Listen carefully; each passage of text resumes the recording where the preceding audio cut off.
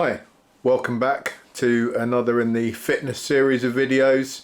Back down the gym again, and this time I'm training arms. And arms I like to do separately from back and chest, just so I can really hit them and make sure I get work on both biceps and triceps.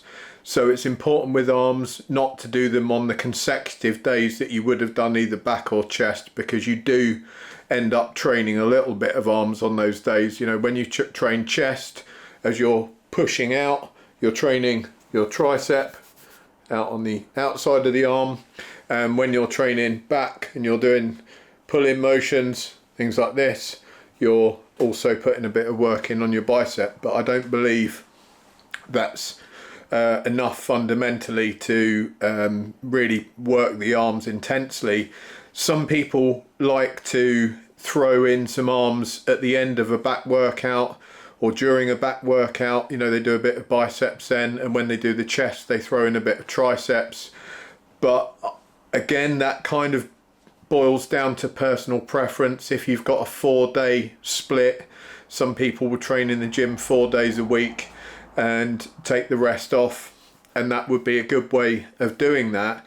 The reason I don't like to do that is because I've only got so much time that I can spend in the gym, you know, before the body starts becoming catabolic, and I want to do 3 or 4 decent back exercises, spend the time doing them, really work hard at them. By the time I've got to the end of that, I'm about out of time. So if I start then trying to train my arms really intensely as well, you know, I know by then I'm low on energy, I'm not going to be able to put that hard work in.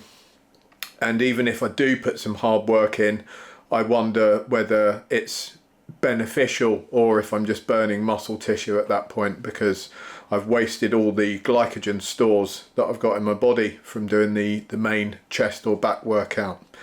So that's why I split the arms away, and I do them on a specific day. Arms, I like to do a bit of triceps and then go to biceps and then back to triceps. So I'm giving my muscle a break in between. You know, I'm alternating the sets basically. So I'm giving my muscles a break. So I'll do 3 or 4 sets of tricep exercise, and then I'll go over to do 3 or 4 sets of a bicep exercise, and then back to triceps again. So we'll go through what I do in this session. Hopefully you guys can get something out of this, and I'm going to keep things real basic so that by the end of this week I should have every single workout posted up, so you can do your 5-day split and you've got everything there that you need, and that will keep you going for like a month to 2 months. You really don't need to change things up, especially if you're getting back to the gym or you're just starting out in the gym, or you've never done much gym, you know, and you're doing a bit here and there. If you stick to these basics that I've gone through, you're going to get some really decent results. And there is literally, you could do that for 6 months. The reason you might not want to is because you might get a bit bored, and psychologically it's kind of nice to do some different exercises, and you sometimes can feel the muscles respond after a while. You know, after a month or 2, you start getting used to some of the exercises, and you might find that slightly different exercise is beneficial in terms of getting you that sort of nice ache that you get after training to let you know that you've trained really hard. So we start off, I'm going to do dips. Dips is a bit like chins that I spoke about in the back workout session we did the other day. And dips is a difficult one. You know, it was one of the others that I went, when I first got back to training, I got on a dips bar, and I used to do weighted dips like no tomorrow, like really seriously heavy weight on there, because I was trying to get my bench up, and I jumped on the bar with no weight and I got no dips basically. I went down and I never went back up again, and I was like, wow, you know, that's way harder than I remember. So I started off from nothing and just had to build the strength in my triceps and lose a bit of body weight before I could do any dips at all. But this is another one where if you can't do any, just try and hold yourself up in the air, and at least, you know, move down a couple of inches and back up again. You don't have to do a full rep, but that's going to start getting your body used to the movement. And then the other tricep movements that you start to do will build that strength, and then eventually, you know, aim to do sort of one dip in a month's time or something like that, and you will get there. So I start with no weight at all, and I'm just going to do I think 15 dips, and I just push through those, have a quick breather, a couple of minute breather, and then I put on a dipping belt.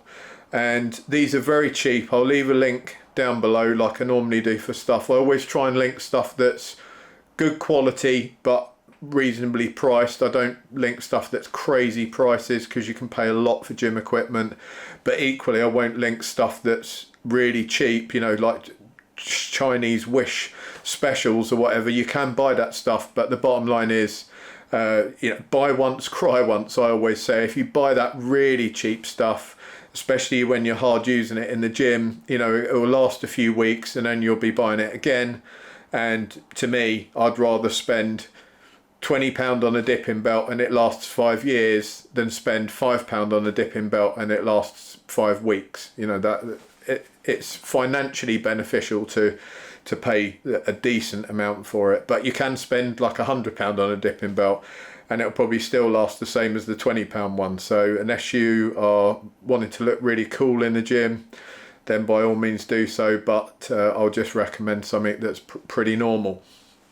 Anyway, the dipping belt goes around your waist, and basically a chain passes through one of the loops on the belt, and then you can pass that through a weight back up again, and it just clips on with a carabiner. So I stick a plate there, and that just hangs between your legs, and then you can do weighted dips. So I do another set, and I think I've got 12 to 15 reps out on that one. Then I increase the weight, so I'm going pretty heavy now, and I like to do heavy dips because I haven't got any tricep injuries. My elbows aren't great, but this exercise doesn't seem to hurt me too much, and it really helps me get you know, decent bench weights up. So I like to go heavy on this. I got a couple of plates sat there and I get about 10, something like that. Then I do another set with the 2 weights again, and I think I get 9 or 10. And then I actually do a final set. So I think I've done 5 sets in all, but the final set again is no weight at all. And the reason I do that final set, it's not, I've already trained to intensity. I've burnt my, you know, triceps as much as I can, so I'm not going to get any sort of muscle building out that final set.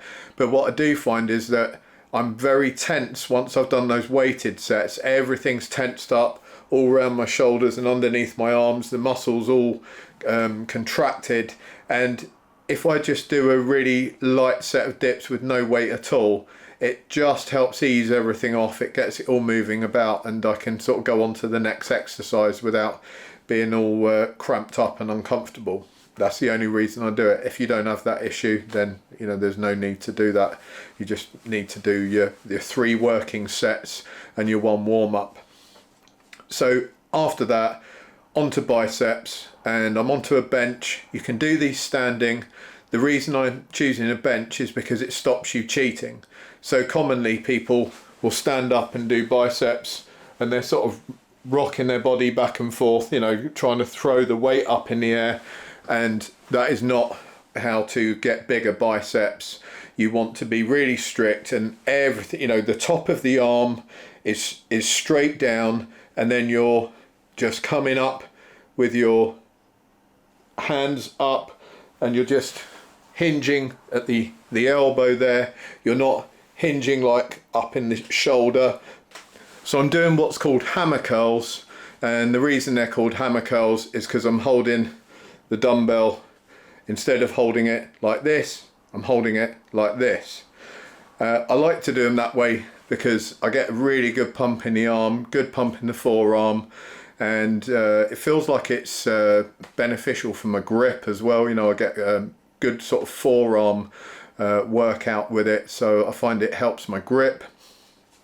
We can alternate that. If you find those uncomfortable and you find it more comfortable to hold the dumbbell in that position, it doesn't matter, hold it in that position. And that's one of the exercises that I sometimes alternate. I would, once a month I would change positions on that, just to change things up a bit and see how it feels. But usually I do hammer curls. I keep my back to the bench, I'm not swinging anything, and I'm selecting a weight that I reckon I can get just around 10 to 15 reps with, something like that.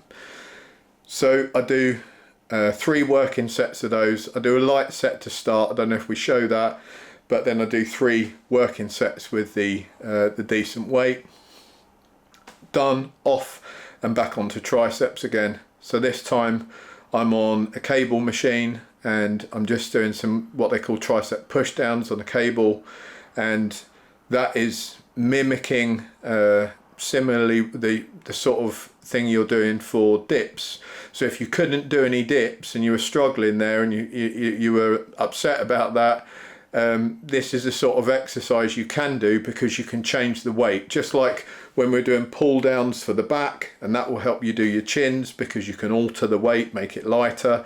For this one you can get a nice light weight for doing your dips with, and as long as you're getting in that 10 to 15 rep range before you fail, that's going to be right for you. And that's going to build your tricep strength, and of course you're losing body fat if you're following the diet, and you're also doing this training, you're definitely going to be losing body fat. So that's only a matter of time before you can start doing some dips. And I'm doing 3 sets of those, again each one to failure. Keep a nice straight back. Again, keep your arms, you're not bringing your arms up and trying to push them back down, you're just hinging at the elbow and you're concentrating on this back piece of your arm is where the muscle's working, and that's going to be pushing that weight down. So really concentrate your mind on that back piece of your arm. And like I said before, sometimes it helps if there's a mirror around and you actually look in the mirror at your arm. And everyone thinks that that's like people that do that are posing. Most of those guys aren't posing. They've worked out that if you're looking at the body part you're working, it's much easier to actually feel that muscle working and to kind of get that connection with it, and you're going to train it a lot better. Some of them probably are checking themselves out, I'm sure, but that's certainly why I'm not going to be any sort of male model, so I'm definitely not checking myself out in the mirror. I'm doing it so I can see what I'm working on, and that is beneficial, believe me. So 3 sets of those, then I'm off again to biceps. So I'm changing between the 2, and this time for biceps we're on what's called a preacher curl bench, and you can actually do this on a standard bench in a gym, which if you can move the back up and down so the bench starts flat, and a lot of them you can change the angle of the back of the bench, so you could have an incline on it, and you can actually put the back of that bench up and then just lean over that with one arm and do that with a dumbbell, and that's a 1-arm preacher curl. But on this one it's a specialized preacher curl bench, and I'm doing it with a barbell. I'm pretty light because I really burnt my biceps out on the first exercise, and we're only training arms. They're not a huge muscle group. It's quite a small muscle group compared to chest or back or legs. Those are some big muscle groups, and your arms, they burn out quick.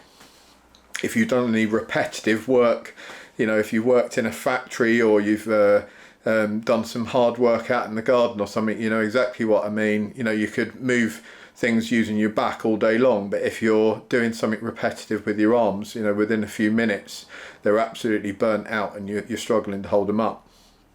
So I do 3 working sets with that preacher curl, with the barbell, and the arms are a little bit closer together on that one, so that's where you're sort of getting a slightly different working on the muscle. That you can see that I'm doing it with my elbows fairly close together, and I've got quite a close hand grip on it. I could take a wider grip on that, and that would work a slightly different part of the bicep and it'd feel a little bit different, but I've already done some biceps with quite a wide grip, so I don't particularly want to repeat that. I'm trying to work a slightly different part of the bicep just to get a different feeling, you know, and make sure that all of the muscle there has been properly worked over. Then once I've done that, I then go and do some abs, because this happened to be a day that I had to do some abs. I haven't got any video of that. There's video of abs, I think, in maybe the shoulders or the chest workout, one of the two. You'll find these all in the lifestyle section, in the playlist lifestyle. And I'm going to maybe make another playlist, and it will just say something like gym routines, and then I'll put all 5 of these splits in there, and that will be easier for you guys to find then.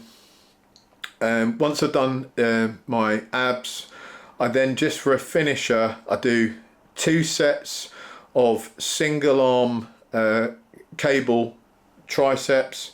So that's just, I'm just holding a handle on the cable machine, and then I'm just with single arm bringing my hand down and really feeling that. And that is an incredibly light exercise because it's single arm. You know, I've got like 3 little plates on there or something like that, and then I just go over to the other arm and repeat that again.